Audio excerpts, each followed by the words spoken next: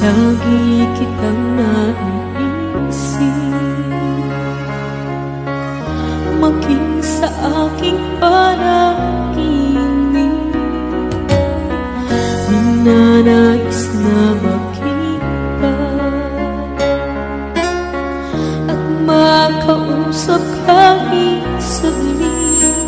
Umaasa na palagi yakap at kapiling kita.